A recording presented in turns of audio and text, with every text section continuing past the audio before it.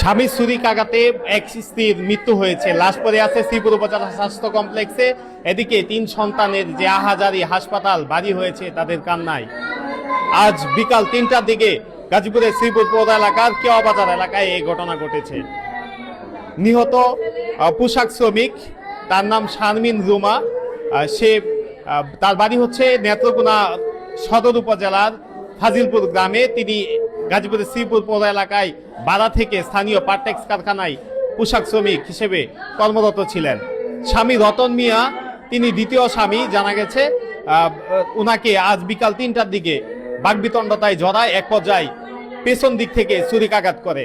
ঘটনাস্থল থেকে উদ্ধার করে শ্রীপুর উপজেলা স্বাস্থ্য কমপ্লেক্সে নিয়ে আসলে কর্তব্যরত চিকিৎসক মৃত ঘোষণা করেছে। এদিকে 3 সন্তানের আহাজারিতে হাসপাতাল কান্নায় বাড়ি হয়ে উঠেছে। চারপাশে মৃত্যু, অপরাধ, অনিয়ম। দেশে সুষ্ঠু বিচার ও নিরাপত্তা নিশ্চিত না হলে এ ধরনের অপরাধ বাড়তেই থাকবে। সুষ্ঠু ও নিরপেক্ষ বিচার এখন সময়ের দাবি। গাজীপুরের শ্রীপুর থেকে এস এম জহিরুল ইসলাম।